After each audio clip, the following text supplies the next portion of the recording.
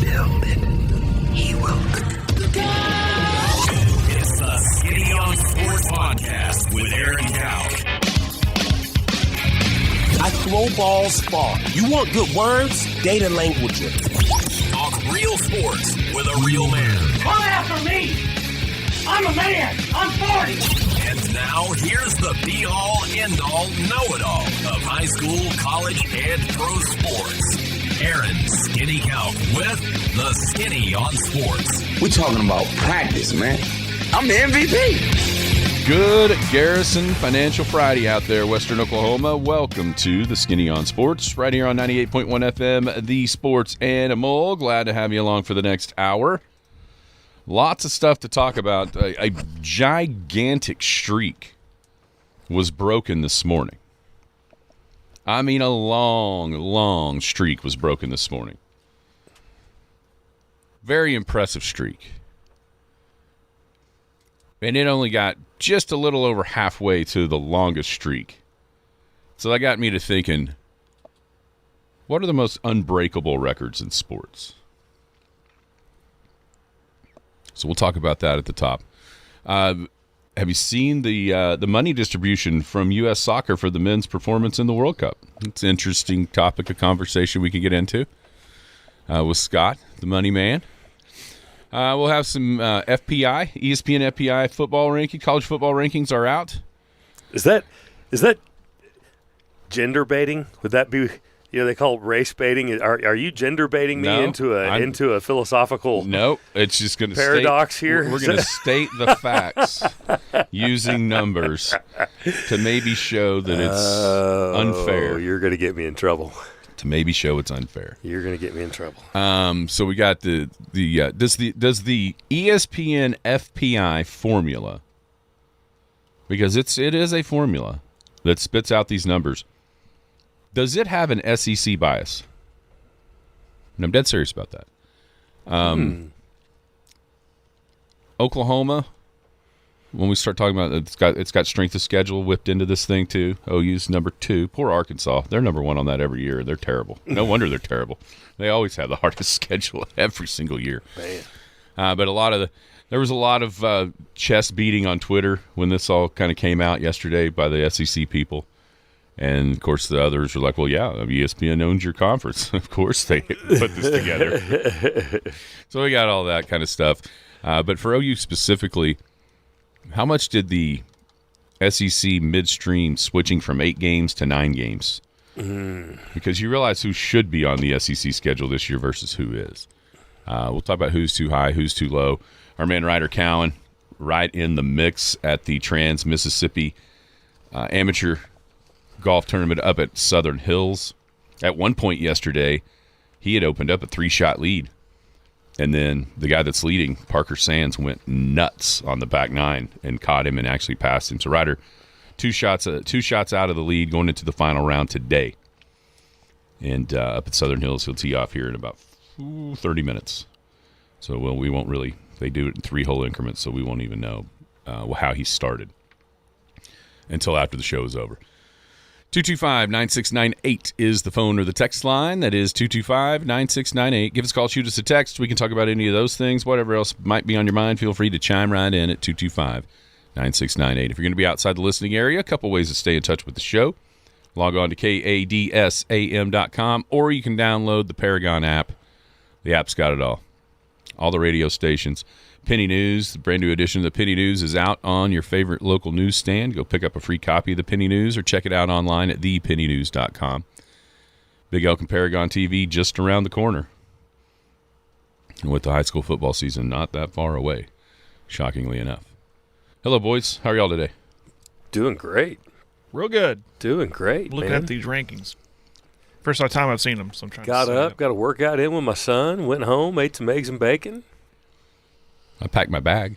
Let's go. That's what I did this morning. Oh, yeah, you heading out. Going to Alva. Time to sweat, baby. Nescatunga. Time to sweat. Do you know how to pop a rib back in place? I have no idea. Well, darn. I might need somebody to do that for me. It doesn't hurt. No idea. Here's the deal. It doesn't hurt to swing a a golf. What are you doing? Huh? What are you and Kara doing? I think, I'm going to be real honest with you. I think when I first noticed it was Saturday. And our I'm never going to get out of the pool from the ladder. I'm just not athletic enough maybe to do that at this point in life. So I never really go down because the kids jump off the diving board, so it's always a mess down there on that end. And then our steps are a little sketchy. Like there's no rail to hold on to. Oh man. And so I was just like, okay, whenever time I'd get out, I'd just put my hands on the concrete and then just pull myself up. And I'm sure I didn't tweak something in the rib cage area doing that. Golly, that sounds old. It is old and fat. It has a lot more this would have never happened last summer when I was walking on a daily basis in the morning. I've not been doing that. I've clearly gotten fatter, and I'm afraid. John Daly always said you can't pull fat. I'm going to disagree with him. I'm afraid you found a way. I'm afraid I might have. That's when I noticed it was the next day. I was like, it's just like sore because I don't use it. And then it didn't hurt to swing. But it's talking myself into knowing, like, it doesn't hurt to swing a golf club. Well, there you go. Don't worry about that. Now, getting in the cart, you can kind of feel it. But anyway, I'm already making excuses. Well, there you go. You can golf. walk. You can walk the 18 in the 102 degrees. That's not happening. I can assure you of that. All right, so it was. By the way, did you see the TV ratings for Monday's game? Yeah, it's pretty amazing. They just the final ones just came in this morning. I didn't see the final ones. 50.1 million. Wow. You know the last thing? Let me see. Where was that? Golly. Wow. That's a lot of people. So my question is this. What can we attribute that to? What can we attribute 50 million people watching the show? Watching the game? Watching the game. Do we contribute it to everyone thought the U.S. had a better chance with the way they performed in the group? Can we attribute it to the fact that it was here, and so the TV times worked out better instead of being halfway across the world, and you're not getting up at 2 a.m., that kind of thing? I got a bone to pick with you guys anyway, because I listened to the show on Tuesday. Can we attribute I've got a lot to talk with you. Can we attribute it baseball to weirdos about people really haters, soccer haters, baseball lovers, really like soccer? Uh-huh. So what do you think? I think yes, and yes. I think that people out here in Western Oklahoma have no clue how big soccer is in major metropolitan areas. No clue. I think it's huge in Seattle. Corey Smith was taking his kids to Florida, Houston, Kansas City to play tournaments. I mean, soccer is big. It's big. So that's the one thing. Now you do have a lot of points. I think this Yahoo over here said it's the 5th most popular sport in the country. That's the most Then why can't we win in the World Cup? That's the most asinine thing I've ever heard. It's probably the 3rd most now. That's great. It just doesn't carry over into the professional level. We can't win on the international level. Because the people in Europe send their kids to live with the team when they're 15 years old. We're not doing that. That's why it's not as popular. That's why we're not going to win. Exactly. And it doesn't cost near as much over there as it does here. No, it does not. That's one thing that in the aftermath of this, we need a better rail system like they do in Europe. Just throw them on a train and go over there, ship them out. California have a high-speed one here pretty quick. Yeah, pretty quick. By the next about another 200 years. Yeah. But that was one of the things that I didn't realize. I mean, I knew that, you see these kids that are 12, 13, 14, and they're like in the Liverpool system over there in England and that kind of thing. Meanwhile, it doesn't cost. I mean, there was I saw one of the guys that's here broke it down. Like his son had been in it for 6 years, and it cost less than like one summer of what's going on here. Hey, I'll give you.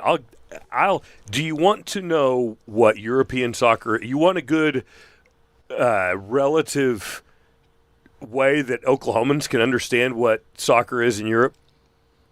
This relates straight to Oklahomans. They will get this immediately. You ready? Yeah. Okay. I got a friend. They moved to Norman so that their 9-year-old can go to gymnastics with the Oklahoma gymnastics schools. Right. Okay? And they jump those kids up, and by the time those kids are 12, 13, 14, they're in gymnastics 3.5 to 4 hours a day. 4 days a week. And that is what European soccer is. And that's why we're not going to be able to compete at that level. Here's another thing that I saw brought up that made a ton of sense. Why does Oklahoma gymnastics dominate everything? Yeah. I mean, there's a reason why. There's that. There's also that's European soccer. Yeah. But then you go down, and the South American squads aren't quite as dominant. Brazil, in particular, aren't as dominant. Definitely fallen off as they used to be. But you think about soccer should be the least expensive sport. Absolutely. For guys, for a bunch of buddies. That's why Brazil used to be the greatest in the world. Because all you got to do is have a ball. Yeah. And, down there, you could have a ran-down car that could be the goal. Yeah. But I'm serious. You could paint a box on a wall. Anything, if you hit the goal, you hit the car, you scored a goal. Anything can be a goal. All you got to do is have a ball. Mm-hmm. And so, I know he was a horrific human being, but if you watch that 30 for 30 about the two Escobars, Pablo and Andres, I mean, he built hundreds of soccer fields with that drug money. Yeah. Just for kids to go play. Yeah. That doesn't happen here. No. Now you might be able to find a fence, paint a fence, but you just don't see that happening here. But I'm telling you, you look and see what's going on in Edmond, Tulsa, Norman. Soccer is it's not just gaining steam. It's getting huge. You know what soccer appears to me to be? Because then you look at everybody's talking about the under 18 ranking, individual player rankings in the world, and we got like 4 of them. Literally 4. Didn't realize that. Like a goalie. Yeah. Like in midfielders. Yeah. And we never see them. With that always sounds great. Freddie Adu, Christian Pulisic, it all sounds great until they get there. Pulisic's he's just fragile. It reminds me How about Freeman? Yeah. How about Antonio Freeman's son? I mean, that dude could have played any sport he wanted to play. And that's where the argument. I mean, Christian McCaffrey, his mom was on the U.S. U.S. women's soccer team. And he chose soccer, or he chose football. I mean, you take a look. How do you get those type of guys to buy in to choose soccer? Because there's the argument, and the argument is null and void to say, oh, we could put our best athletes right now and go win the World Cup. That ain't happening. No, because they don't have the skill. Mm-hmm. But the argument of if Russell Westbrook and LeBron James, and name whoever else you want to, if they would have chosen soccer at 10 instead of the others, then I will buy into that one. Yeah. That we would be whipping. You think Tyreek Hill couldn't outrun everybody on that field? Yeah. But they obviously don't have the skill to be able to compete now when they're older. So how does that change? I don't know. We'll see. I don't know if it ever will change. I think that But that leads into Jared's argument that soccer's the 5th. Hockey, dude. Are you We're kidding winning me? Olympic hockey over Canada, for crying out loud. How many people watched hockey? How many people watched that game? Look that up. How many people watched the U.S. Canada gold medal game? Now remember, it was in the middle of the day. Okay, how many people watched the U.S. Canada game that was the big deal last year when they had the grudge match? Yeah, what it was at called? 7 o'clock in the evening. What was that one called? It was that side tournament thing that they did. Yeah, it was like the All-Star game. Yeah, and it was huge. Yeah. It was a big deal. I mean, I watched it. Yeah, that's the only hockey game I've ever watched on TV. Are we arguing about viewership or arguing about why you said it's the 5th most popular sport? You're out of your mind. Soccer is considerably more popular than hockey. Then why aren't we winning? Here or around the world? Winning? Oh my gosh, here. You think that more people aren't interested in soccer here? Anyway, I don't. You guys, all right, so you guys are just driving me. So here it was. All right, the Olympic gold medal match, which I think that's a better comparison than the All-Star game thing. It is, yeah, because it's every 4 years. Yeah, I think the All-Star thing that they did will gain it was fun to watch, but it'll gain more attention if they keep doing it. But I mean, listen, if the All-Star game in hockey draws more than a World Cup game, then we're going to be in trouble. Or Scott's going to be in trouble in this argument because that's just a put together. $20.7 million plus, so $30 million. It's the most watched sporting event with a pre-9 a.m. face-off time ever. Pre-9 a.m.? Mm-hmm. That's when it started. That's what I'm saying. Our time. Yeah. I didn't realize it was that early. It started at 8 o'clock our time in the morning that day. Yeah. I mean, that's a lot. It was a lot. It was like a Sunday morning, I believe. Yeah. Yeah, because I can tell you, it helps us on a weekend. It was 100%. It was Sunday morning because we were sitting in Sunday school, and it was in overtime, and all of a sudden Corbin lets out this yelp, and we knew we either lost or won, one of the two, and nobody's supposed to say a word, and he had it on his phone, obviously not paying much attention to his dad. Sinner. What a sinner. he went, hallelujah. He wasn't listening much to his dad's lesson that morning, I can tell you that. But yeah, it was a Sunday morning. No, the TV numbers are astounding, absolutely astounding. And I mean, I think the last thing that gained that many people, that a non-NFL playoff game for a sporting event, any guesses? That garnered that big an audience? This would be a hard one to pull out. When Tiger won the Masters? Nope. Nancy Kerrigan, Tanya Harding. Oh wow! Skating. Dude, what? Yes, that's how long. That's the second highest. Since this had the most since. Isn't that crazy? That's mind blowing. Well, you think about how big that story was. Yeah, it was a pretty big but it story. Was still. I mean, it was figure Olympics. skating. It's still women's figure skating. I can assure you I did not watch it. They were wanting to see what would happen. Yeah. It wasn't so much for the action. Oh, no one. Here's Gabe. No one is disputing soccer isn't the most popular sport in the world. We're talking about the USA. No one's disputing that. No, I'm not. Yeah. So, but my thing is, if you get what happens for the next 4 years? How does here's the U.S. soccer thing. keep this going? Here's the thing that a lot of non-soccer people don't realize. Okay, Christian Pulisic, horribly fragile. I'm going to tell you right now, if he's 100%, that game against Belgium is 2-1, 3-2, and is incredibly close. Most non-soccer people don't realize how much one midfielder that is exceptional, like the guy from Argentina that we all talk about. Or how about the dude from Norway? Or the dude from he's a striker. Striker, but still, I mean, a super duper star, yes. Yeah, yes. One guy can make an unbelievable difference.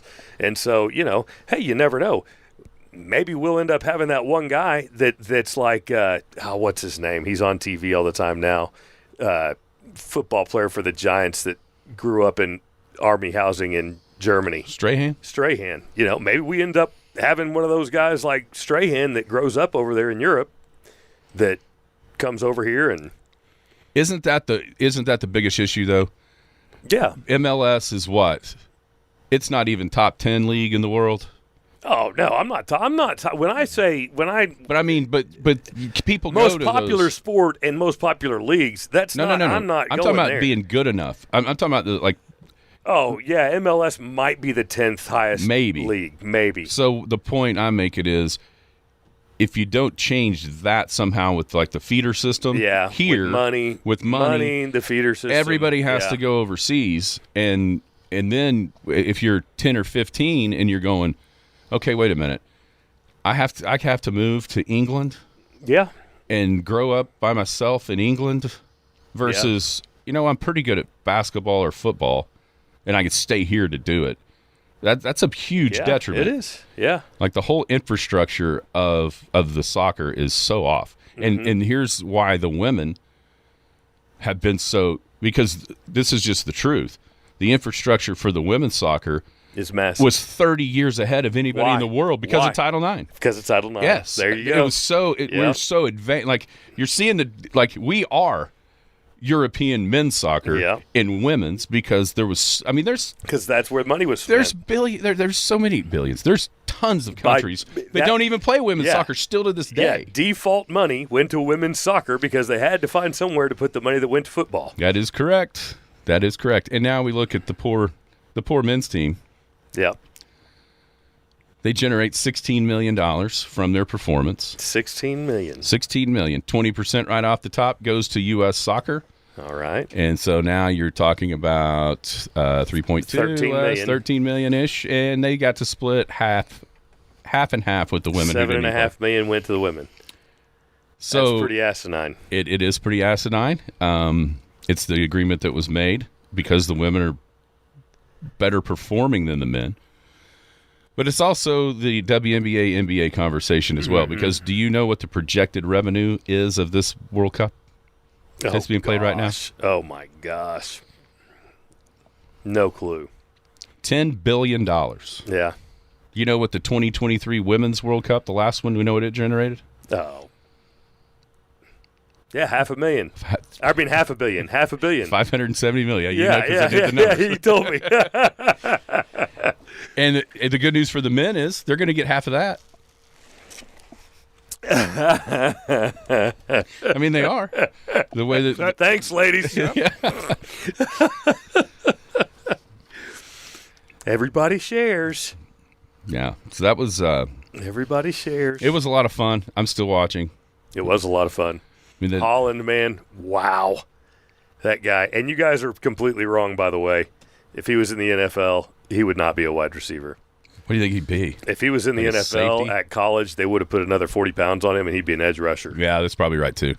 Yeah, because he kind of looks like Clay Matthews with the long hair. Yeah. Just bulk him up. Yeah. They'd have put 40 pounds on that dude, and he would be I wonder if a beast. I mean, he can fly. Oh, my God. For a big old, and he's a big old guy out there and flies. Yeah. And, I mean, what if he wasn't running 7 miles a day for practice? He'd probably be able to put 40 pounds on real easy. Yeah, he may end up. He might quit soccer and come over here and play. Yeah, that's not going to happen. No, because he's over there where you can make money. Because he's going to make way more money. Yeah. and they do. I mean, you know what this tournament did for him? You know what this tournament did? You know what set up his great grandkids. Advertising. You know what his endorsement contracts just did? Oh yeah! Holy smokes! Yeah, he is the winner of the World Cup. I don't care who wins, but that guy is the World Cup winner. Absolutely, and it's not even close. Yeah, he's only like 25. Yeah, Erling Haaland, just a freak, man. Have you seen the video of his 6 foot they're 5 at practice and they had the camera right behind him when he was shooting at the goal and the caption was like, "Try stopping that." Yeah, I mean it was a missile. Did you see the reel I sent you this morning? I haven't. No. Of guys trying to tackle him as he's going to score a goal and them getting carted off the field numerous times. That's awesome. Not taking a dive, they're getting carted off the field. Yeah, that's crazy. He's just and that's what I'm saying. It takes one guy. So if the U.S. gets one guy, he is the proof to that. Yeah. Because if you look at there's another guy that's pretty good, and then everybody else is just sort of normal. Yeah. Like us on that team. But you play 10 guys back in the box, kick it up to one guy. That's what you do. That's what they do. When he kicked it through that dude's legs into the goal the other day, it was awesome. Oh, my gosh. Yeah. Did you get to watch the Argentina-Egypt game? I did not. Oh. I did not. I was working that day, but I did get to watch a lot of France-Morocco, and I got news for everybody. Ain't nobody beating them. Ain't nobody beating France. Morocco's a pretty solid team, and France just owned them almost like France used to own Morocco. No. Oh, man. All right, did you see what happened today? One of the longest streaks in sports. I don't know what you're talking ended about. today. I have no idea. Scotty Scheffler missed the cut at the Scottish Open. 78 straight cuts made by Scotty Scheffler. You have any idea where that ranks all time on the consecutive cut list? Oh, my gosh. I'd guess around 3. Second. Fifth. Wow. Hale Irwin made 86 in a row. Jack made 105. Byron Nelson 113. Yeah, but that's not fair. Well, then the record is Tiger Woods at 142. Yeah. No, that's fair. You and I both know that you can't compare You can't compare cut lines from 2000 on to cut lines from before 1990, especially. I agree with that. But 142 is never going to get broken. No, that's insane. Double? Almost double. Almost double. Like he made 70. Incredible. He made 78 in a row. He had to make 64 more. He hadn't missed a cut since 2022. He had to run through about 2030 in order to get there. That's crazy. So that got me to thinking, what are some of the other most unbreakable records in sports? Well, we will see one if Messi scores one more goal. What's that? He tied the record for the most goals in one World Cup. Yeah, I'm not going to put that one. Which was from like the 30s. Yeah, but Mbappe is right behind him right now. Is he? Oh, yeah. Okay. Yeah. Here's one that's never going to get broken because this just doesn't happen like this anymore in this sport. Cy Young won 511 games pitching. Yeah, that ain't never. No, that's never going to happen. There may not be anybody get to 300 wins ever again. Yeah. In the way the game is played now. Another one in baseball that's never even going to get close is Ricky Henderson's 1,406 stolen bases. He played 25 years and averaged a little over 56 steals a year. I went back and looked. The last decade, the single-season leader in the American League stole 56 bases once in the last decade. Wow. And somebody's going to have to do that 25 years in a row. That's pretty far out. And then in the NL, it's happened 4 times because the pitchers hit back in the, for a little bit of that. That one ain't never going to get broken. Cal Ripken Jr. That was one that I thought about. Consecutive games played. Yeah. You baseball nerds. It's not just baseball. Ain't nobody going to ever have 2,857 career points in hockey like Wayne Gretzky. He's over 1,000. He's over 1,000 more than second place. Yeah. Nobody even has got to 2,000. He almost got to 3,000. Yeah. And then I think there's one here locally. The OU 47-game win streak. Mm-hmm. Yeah, that's true. That will never be broken now with NIL. That's a good point. Hard to see that one. Here we go on the text line. Pete Rose hitting the most hits. That's probably right. Yeah, Nolan Ryan, he's got a bunch of them. Single season home run. Whoever has the most no-hitters in baseball, that's never going to get broken because pitchers don't pitch more than 4 innings now. Well, that's Nolan. I think 7. Yeah, so there you go. And another one in college football that's not ever going to get broken either is 58 in a row at home, Miami. Yeah. That ain't happening. No. It's crazy to look at the World Cup goal scoring and how much it's increased. Yeah. In the last 15, 18 years. Yeah, it is. It is. You look at the list like Messi, like what would it have been, like 2006 maybe? Mm-hmm. And, well, I'm telling you what it was, and now you got all these dudes. If you watch pre-2000 soccer, you would think. If you guys think what you're watching is kind of rough, it was rougher than you thought it would be. Watch pre-2000 soccer, and it was dirty. Yeah, totally different. Yeah. You paid for every goal you got. I mean, if you saw 3 goals in a game, when you scored a goal in the '80s, you paid for it. Yeah. There's one, Bill Russell winning 11 NBA titles as a player. Yeah, that's not going to get broken. That one's. Yeah, you talk about a guy that gets no credit. Oh, 100%. Bill Russell never gets any credit, man. UCLA Bruins basketball, 88-game win streak. Yeah. Yeah, Bill Russell just dominated Wilt. Yeah, that's all he did. Team-wise, dominated him. Just whipped him. Now, Wilt averaged 50 and 50 rebounds. Had a 100-point game. Didn't matter. 100-point game. But I don't know about that. I was thinking about all that. of Bill Russell's teammates say that he didn't do that because he didn't need to. Yeah. And he didn't want to. He didn't care about doing it. You want to be a teammate. Yeah. Just win the title. So.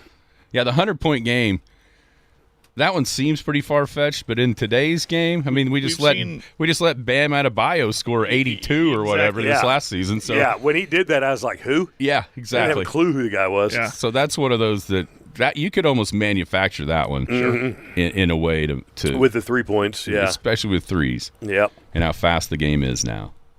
So that one, yes, seems way unbreakable, but no, at the time I thought Barry Sanders' season rushing record was untouchable, but Genty almost did it. But Sanders did it when they didn't count the bowl game. Yeah, Sanders did it with 10 games and only. They didn't have 10 games. A conference championship game. Yeah, now they're counting the records in championship games and bowl games. Genty did it over 14. Yeah. Right. Genty almost got another half season. Exactly. exactly right. Exactly. That makes Sanders' record that much more There's impressive. a big difference. That is when you put it like that. Yeah, you're right. Yeah, he literally almost got a half a season again. Give Barry 5 more. Yeah. Oh, yeah. At 300. Well, I think the bowl game that year he had like 200 and something yards. It was a Holiday Bowl. Yeah, the Holiday Bowl. Yeah, he just went insane. Yeah, didn't even count. It was like 260-something yards. Yeah. Yeah. Florida State's streak of top 5 finishes. Yeah, it was like 14 years in a row, wasn't it? With the NIL, I can see that. That's the hard part, is NIL. Mm-hmm. Yeah, that changes everything. And now that there's a playoff, the final rankings, I mean, you could be number 1 going into the playoff, lose first round. Those other teams may jump you in the final poll that bumps you down to 6 when you were olden days. You'd have been 2 or 3 no matter what. That's true. Yeah. You just lose the national title game, and you'd probably be number 2 or 3. Mm-hmm. Yeah, Super Bowls for Tom Brady. That's going to be a tough one. That's going to be tough to break. It's going to be a tough one as well. All right, what's going on down at Garrison Financial? Just working with some great people, having a good time. Going over, had a guy come in. He was doing a lot of things with the place that he worked at, and we went in and I showed him what he was doing there, and I showed him the fees that he was paying there, and turns out I'm about half price. He thought that us little independent advisors were the ones that are taking all your money, but when we broke down what he was paying for at work, turns out I'm about half price. So come down and see me. People don't, you assume. Don't assume. Come talk with me. We'll discuss, and we'll show you what we do down at Garrison Financial. Scott at Soonerwealth.com is the email address. 124 North Main Street, the office location, and 821-1219. Check out the website, Soonerwealth.com. Soonerwealth.com. What are you doing this weekend? Going to play a little golf today. Got some festivities to go to tomorrow. Not going to the Plum Jam. I hate that I'm not. What's next Friday? What's next Friday? Plum Jam. Plum Jam's that's next Friday. That's next Friday. There you 17th. go. I'm golden. Yes. Yeah, it's next Friday. Okay. You can do that, and you can come watch kids fish at the fishing derby. No, I'm not going to do that. You're not going to be there? No, not going to do that. I will. Jared won't. I will. I don't need a hook. Yeah, I know. Jared's going to be laying on the beach. Yeah, laying on a cruise ship. Boy, it's tough. I got 2 words for you. It's tough. Drink package. Will you exceed the? That's the question on the text line. Will Jared exceed the drink package limit on a date? What's the over/under? The thing is, I forgot about this. You can go on your TV in your stateroom and you can see how much you've had. Mm-hmm. And my girls are already taking bets. I bet Dad has this many. I know. I bet it's this many. The goal should be to exceed the limit at least once. I'm not going on anything that keeps tabs. Yeah, that's what I'm thinking. I don't want to know. You guys have a great weekend. Yeah, you too, Scotty. Thank you very much. When we come back, we'll hit the college football FPI rankings from ESPN. A lot of conversation is the formula SEC biased? Skinny on Sports on the Garrison Financial Friday.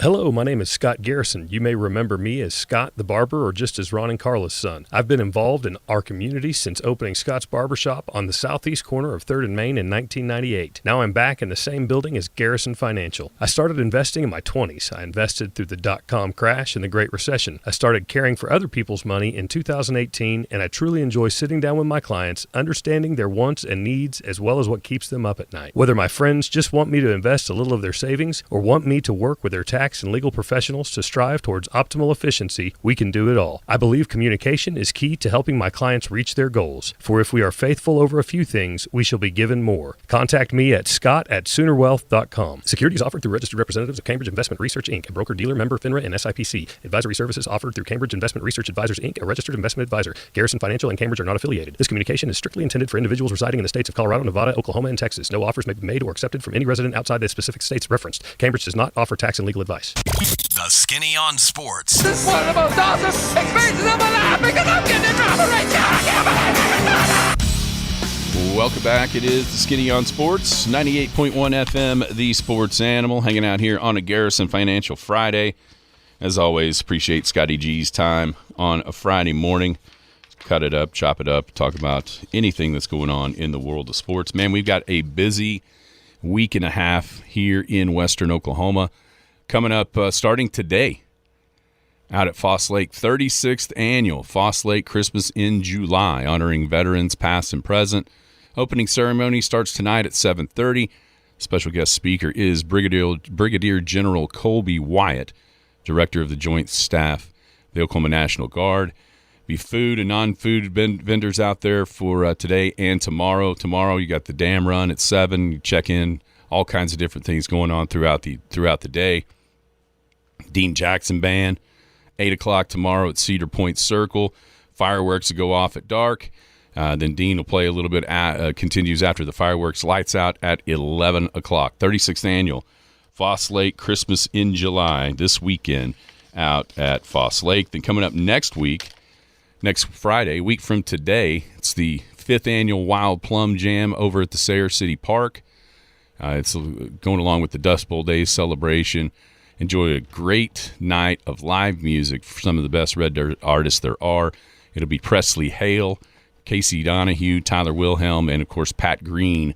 You can get your tickets for $35 right now at KECOFM.com, $40 at the gate. Gates open at 5. Music kicks off at 6. That's next Friday over at the Sayre City Park. And then the following morning, it is the 12th annual KECO Kids Fishing Derby, presented this year by Teddy's Glass and Window Tint. Fishing starts at 8.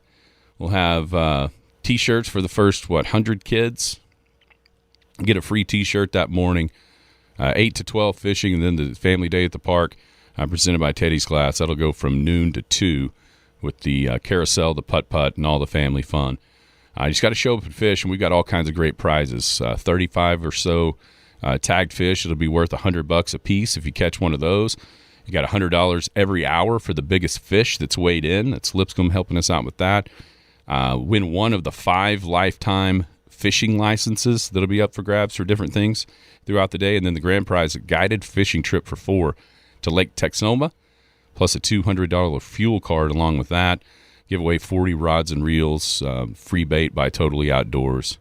Of course, the Department of Wildlife, those guys will be there to help out and assist in any way. Give a little, normally do a little casting, little demonstration right before. Oops, I didn't turn you back on. Before we get started. That's next Saturday, Ackley Park, the pond at Ackley Park, 8 o'clock. Kids Fishing Derby. It's always fun. Guess what I found out yesterday, Jared? What's that? For the last few years, I've had one main job at the Fishing Derby. Was that cooking? It is cooking. It's been cooking hot dogs. Right. Teddy's Glass, they're going to do that this year. Oh, that's awesome. Bring out a big old cooker. Hamburgers, hot dogs. Oh, they're bringing out the whole deal. Yeah. They're getting her done. Well, that's good news. That is. That's great news. I'll be able to help with the casting contest. Yeah. Keep kids from getting a hook in the eye. Would you rather do that or cook? Cooking made the time go fast. I can promise you that. It does. It really does. It takes a while to cook 400 hot dogs. You wouldn't think it would, but it does. Hot dogs cook pretty quick, but 400 when you're busting them about 40 at a time, yeah, it takes a while to get through 400. So that's not a concern. They'll probably do it in about 10 minutes on the big old cooker. Yeah. I'm always paranoid when I'm cooking a mass amount of hot dogs, which I've done. You have kids over and their friends. I'll just make a bunch of hot dogs and I'll forget about one in the corner and it's just a char dog. Mm-hmm. It's kind of Although I've been cooking a lot of my hot dogs on my flat grill. I score them and open them up and like cut them down. Mm-hmm. I've been getting really fancy with that. Like I've been doing, I will open a hot dog right down the middle, cook it on both sides for a little bit, and then cook onions around it, and I put my cheese on it and let that cheese just melt on it, almost like Philly style. Yeah. And I'll get Yeah, it, that's put what I on the think bun. of it too. If you like lay it open, Yeah, it's almost like a Philly cheesesteak. yeah. And I fill it full of my stuff and let that melt all over it to the point I'm almost frying the cheese. But it kind of encases the dog, and then I put it on the bun, which I Yeah. toast sometimes on the grill. All this hot dog talk is making AJ want a wiener real bad. I bet he does. Real bad. All right, the FBI College Football Power Index released yesterday on ESPN.com. Have you looked at it? So I'm looking at it now. For those who don't know, this is basically an analytical poll of what they expect, like your over-under of wins and losses, percentage of making playoffs, etc., and then they just compile it from there, and then they rank them. Right? Pretty much, Explain it? yeah. Right. Okay. And it's got, there's all kinds of factors that go into it. Like returning production. They use a little bit. Right. They use a little bit of your recruiting as far as your portal or even the high school kids there's some sort of expectation of production from them. And it weighs everything from defense to offense. I mean, it does everything, and then just compiles it up into basically just a projection and like a power rating almost. Strength of schedule. Yeah, that's definitely in there. Definitely in there. And so it spit out that the number one team in the country, according to the Football Power Index, is Ohio State. Number 2, Texas. So that means just like last year, first weekend, or maybe second weekend this year. It's not the first. But we get Ohio State, Texas right off the bat. That's going to be a big day. That second week. Because you'll start out, I think, Michigan OU. Yep. Is the 11 o'clock game. In between, I'm not sure the game time, but I think it's 2:30. I mean, we'll get a real litmus test of Eric Morris's squad with the Oregon Ducks coming to Stillwater. That is a big day. And then Ohio State, Texas to wrap it all up. I mean, I just looked up week 2. You want to hear some more games? Arizona State at Texas A&M. Be a good one. Mm-hmm. As I'm scrolling, looking for other big games. Well, those are about it. Alabama, Kentucky, new look Kentucky. So yeah, Arizona, BYU. There's a Big 12 game right out of the gate. Is it? Yeah, it is. Yeah, it's a Big 12. We're done with that stuff. No, that's a big week. I like that. I like how they're early on. And I got some. Or did you hear why the OU moved their game to Friday? Their opener to Friday night. And it made sense when it was explained. It gives them more time because that OU Michigan game's at 11. They had more time to recoup and prep. Yeah, it had a lot more to do with being the only show in town That too. on TV. And I heard Mark and Kale talking about this yesterday. At least that was the explanation from the new AD. Yeah. But You've also got, the years ago that might have, but anymore you see games, high school games moved because of weather. That's expected on a Friday night. This gave 60 days or so for those Friday night games to get moved, if you want to. You know what I'm saying? Yeah, It's not like a spur of the moment decision. It was leading out ahead a little bit of the high school football season, which that wasn't a concern for us. We were already Thursday. yeah, that's right. We were already on the Thursday slate. By the way, Missouri, Kansas, week 2. It's always a fun, hated rivalry. Oh, they hate each other. So you have Ohio State, Texas, Notre Dame. A lot of people like Notre Dame. I know I heard Phil Steele, haven't got the mag yet, but he's got them number 1. Oh, really? Yep. Oregon 4, Georgia 5, Indiana 6, Miami 7, Alabama 8, LSU 9, Texas Tech 10, A&M 11, Sooners are 12, USC 13, Ole Miss 14. That Michigan team we're talking about is 15. Oklahoma State 54th. So that's, considering the seasons that they've had the last couple of years, I think that's a decent amount of respect for what, and a bunch of that has to do with the returning production from those guys that transferred in from North Texas. Yeah, returning production, but new school. But Sure. I was wondering how that computed into.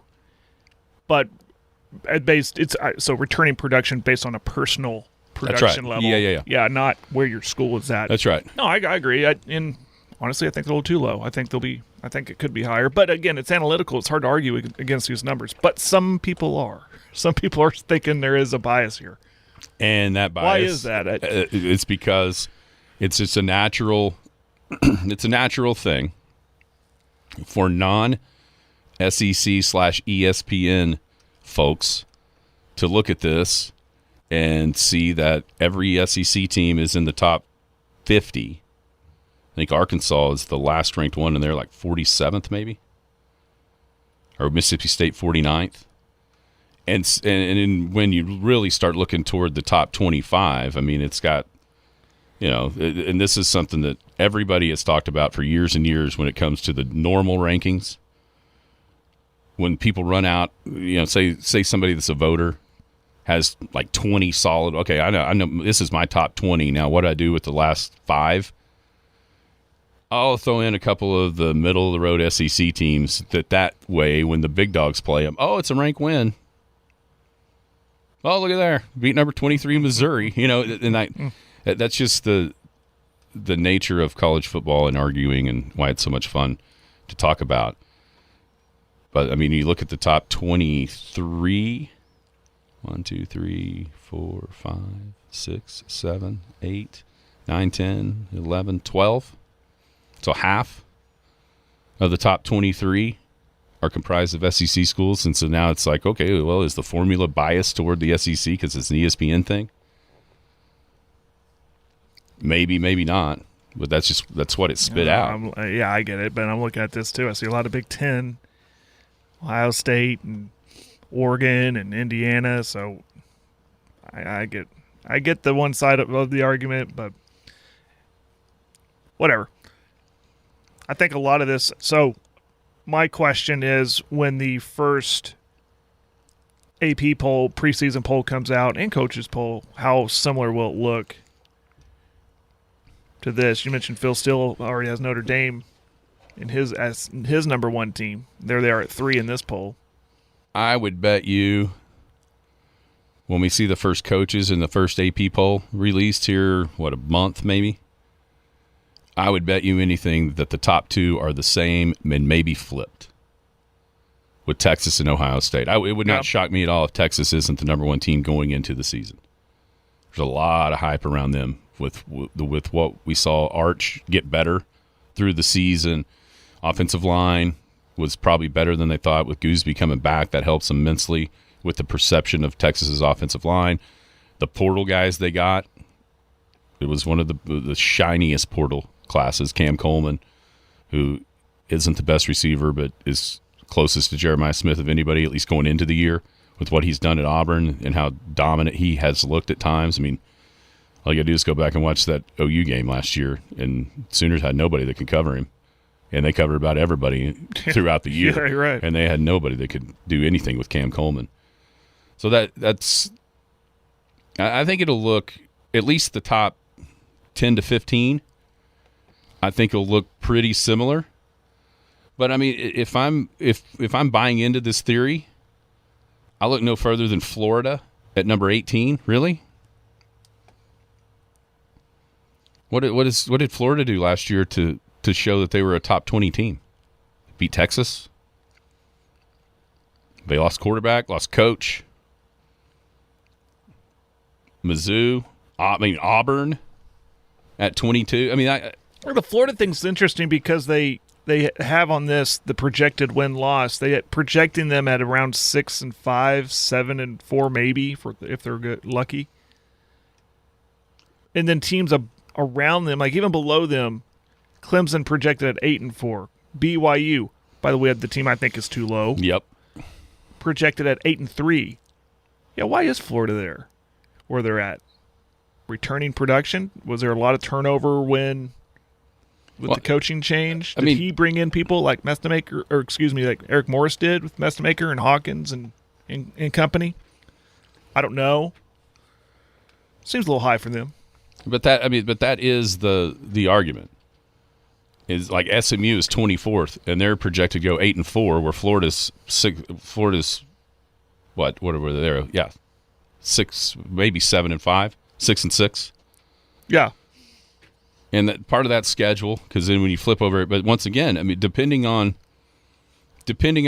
the what you believe as far as the formula, I mean, you could point, oh, well, you go over here and you look at strength of schedule. Well, Florida's schedule is 7th. Okay. Is that because you believe that, or is that because you cook the books to make the SEC, the rankings higher, which then lead to a harder strength of schedule? Right. Because the top 1, 2, 3, 4, 5, 6, 7, and then what? 10 of 11, 12 of 13, 14, 15. Oh, my gosh. All the way down to Bama. So 14 of the top 15 toughest strength of schedules all come out of the SEC, according to this formula. The only one that's not is Ohio State. And Ohio State's number is obviously bolstered by the fact that they play Texas out of conference, along with what they've got in the league. I think there is an argument there. I don't know how much I totally believe it, but I do understand, because I promise you, a guy like Danny Cannell will rip this apart, because he's an ACC Florida State guy, or just not an SEC guy. And the last 3 years, I think you can start to make the argument that is the case, that there is inherent bias with the committee for sure, where when it comes down to so-and-so and so-and-so, they're going to choose that SEC team more often than not. And then when that team flops in the playoff, that those calls get louder and louder and louder. But it's almost like as soon as the national title game's over, you hear a bunch of that, and then there's a long way to go till we get back around to now, when these polls start coming out. And then it's just like rinse and repeat. We'll do it all over again. Isn't it funny how we've kind of come full circle with this, where in the BCS era, the cry was, we can't let computers pick our champions. Mm-hmm. We can't let them do it. The computers don't see the games like the humans do. And now we've come to, that committee is biased towards that team. They should have put Notre Dame in over this other team. They should have put BYU. You just look at them on, why didn't they do? Those humans are too biased. They're not subjective enough, blah, blah, blah. Isn't that funny? Yeah. How we've come full circle with that argument. Oh, I can tell you one guy that's maybe listening, maybe not, that still believes the BCS, or the just the 1 and 2 was the best way to do it. Who's that? Harrison. Yeah. I mean, he makes some decent points. It's not ever going to happen because of money, but he does make some decent points. I never had an issue with the BCS, probably because it never really screwed OU. That's right. But I can tell you Auburn had a problem with it that year. They're left out undefeated. Well, sure, USC year before. Yeah. That's the one problem with the BCS was always number 3 and sometimes number 4 always had a pretty good case. I mean, you can go all the way through from the very beginning of it. The one year that was pretty cut and dried was Florida State and Virginia Tech. The second year of it, they were both undefeated. Okay, that's an easy one. But then you start the next year, you had the trio of Miami, Washington, and Florida State, who was going to play OU. Well, Miami beat Florida State. Well, Washington beat Miami. Yeah, you had that. You always had kind of a circular argument. I guess Ohio State, Miami in 2002 wasn't an argument because they were both undefeated. But there was way more years where there was a giant argument versus a Texas USC in 2005 when that was obvious. Right. There was way more years where there was people, and that's why it ended up at 4, and now that's why it's going to go to, or it's gone to 12, and that's why eventually it'll be 16 or 24. And then you get the other side of the argument of, you're watering down the playoff with teams that have no chance to win. So it's kind of maybe at the end of the day, 4 was the right number, but the problem with that was you never really got good games. In the semifinals, at least. Think about the blowouts that happened. in the 14 playoff in the semifinal. There were very, very few really competitive games. Georgia OU was one of them. Maybe that was the best one competitive game. Yeah, I mean there was a few. There was a few in there, but not a ton. And that tends, the 1-2 normally got you at least it wasn't just a killing outside of 2004 season. And there were some others. It seemed like anytime Ohio State was there after they won in 2002, they would make it and just get blown out by whatever SEC team they played until Herb got there. But no, I think you said you picked the one I had, BYU at number 20. I think that's way too low. Yeah. Yeah. For a team that I think will compete for the Big 12 and could win it, depending on what the quarterback situation looks like at Texas Tech, for them to be where they're at what were they? 20. 20, thank you. And the projected win-loss, like where are the losses? I mean, I haven't studied their Notre schedule. Dame. They play Notre Dame. They do play Notre Dame. Did you see who has the most projected wins? I saw a lot of 10 wins. Is it Texas? It's Tech. In the country? In the country. In the entirety of it. 10.8 versus Notre Dame's 10.7. You know what that tells me is that I don't think people, at least these computers, but I think they thought, does it really matter who's taking the snaps? Because they got so much good skill position and a good defense on that. As a whole, the team is pretty good. It doesn't matter who's taking the snaps, as long as it's somebody that's capable. And their schedule is super easy. It is. That's another thing that goes into it, is how easy Texas Tech's schedule is, at least going in. Now, on that schedule, somebody will be better, somebody will be worse. Always happens that way. The funny thing about, I've got to pull it, I'm going off of memory, but so if you just narrow it down to the Big 12 in this FPI, and you compare it to the preseason poll, because they just had it with the media days, it's pretty similar. Mm-hmm. Tech 1, BYU 2, then all the way at the bottom is Iowa State, OSU, about middle. I mean, I'd have to get it side by side, because I'm just going off of memory, but I do know the top two are the same in this poll as the preseason poll, and the bottom are pretty similar too. It's kind of gives this poll some merit. Yeah, I think OSU's probably a little higher in this than they were in the voting. I thought it was the other way around. I thought they're a little higher in the... Let's see, weren't they like third? What were they? Were they like 12th or 13th, or were they 9th?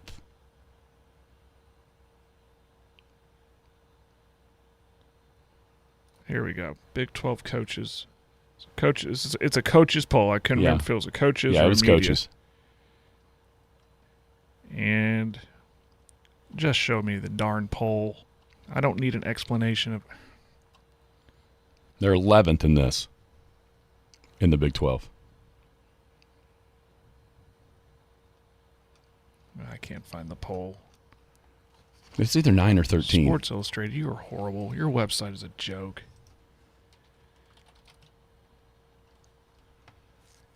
That is what she said. I don't know what I said, Jared, but that's what she said. Sometimes I say things, and that is what she said.